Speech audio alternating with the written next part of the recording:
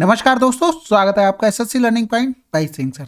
देखिए ये दो सवाल हैं, एक और इसके बाद ये एक सवाल ये है और एक ये। दोनों सवाल देखते हैं और अच्छे सवाल हैं, ये रिसेंट एग्जाम चल रहा है उसमें पूछे जा रहे हैं। तो यहाँ से देखो, एक बैंक प्रति वर्ष में 5% चक्रवृद्धि ब्याज देता है। देखो प्रति वर्ष कह रहा है 5%।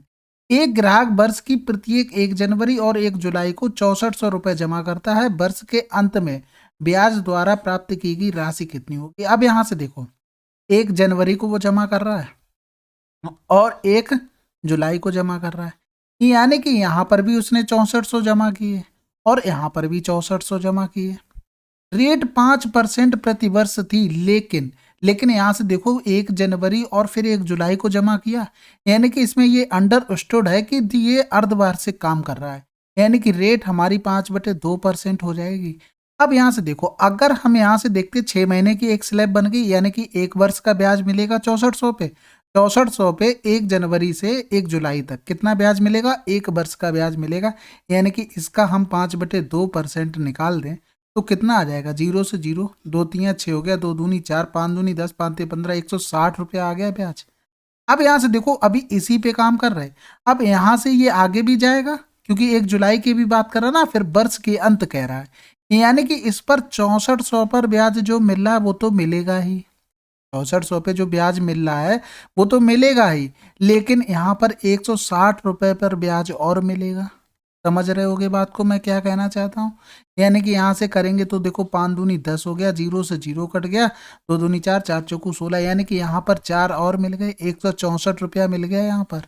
अब यहाँ से देखो 6400 पर, अब तो ये 6 महीने के लिए बचा, यानी कि अर्धवार्षिक रेट भी पता है, यानी कि 1 साल के लिए डायरेक्ट हम निकाल लेंगे, सिंपल इंटरेस्ट जैसे निकाल ले उसी तरीके से। तो 0 से 0 करेंगे, 2 तियाँ 6, 2 दूनी 4, यानी कि 160 रुपया यहाँ से मिल गया।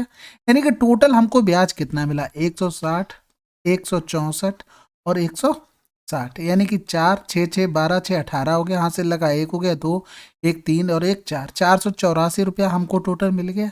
समझ रहे हो ना बात को? अब इसी तरीके से देखो, जो एक्चुअल में पूछा जा रहा है, जो मतलब मुझे तो नहीं पता पूछा जा रहा है, लेकिन ऐसा सवाल लड़कों भेजा है। तो यहाँ पर देखो रेट क्या दी गई थी, यहाँ पर रेट अर्धवार्षिक दी गई थी, कह रहा था अर्धवार्षिक प्रतिवर्ष। देख लो दोनों में, यहाँ पर प्रतिवर्ष बोल रहा था, लेकिन यहाँ पर देखो अंतर दिया गया था 6 महीने के, यानी कि अर्धवार्षिक रेट हमने बना ली यहाँ पर 5/2 करके, लेकिन यहाँ पर देखो अर्धवार्षिक उसने बोल दिया है। समझ में आ रही ना? अर्धवार्षिक उसने बोल दिया तो समझ गए होगे बात को। अब यहाँ पर भी 1 जनवरी को दे रहा है और 1 जुलाई को दे रहा है।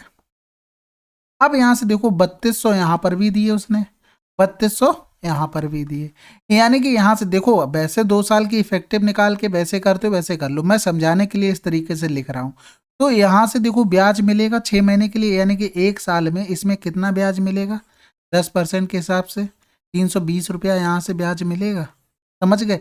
यानी कि अब यहाँ से देखो दूसरी बार में जब जाएंगे, क्योंकि क्या करा था, कुल वार्षिक ब्याज बताना है, और यहाँ पर एक चीज थोड़ी सी मिसिंग थी, जो भी जिसने भेजा है अच्छा सवाल था, एक चीज ये मिसिंग थी कि वर्ष के अंत में, वर्ष के अंत में, ठीक है, तो वर्ष के अंत में हमें ब्याज बताना पड़ेगा, नहीं तो हमें कोई मतलब ही नहीं बनता। तो यहाँ पर देखो 3200 पर ब्याज मिलेगा, बिल्कुल मिलेगा। आप लोग कहेंगे बिल्कुल मिलेगा, क्यों नहीं मिलेगा भाई? कितना मिलेगा? 320 रुपया मिलेगा, और इस 320 पर और ब्याज मिलेगा 10% की रेट से, कितना मिलेगा? यहाँ से 32 रुपया और मिलेगा।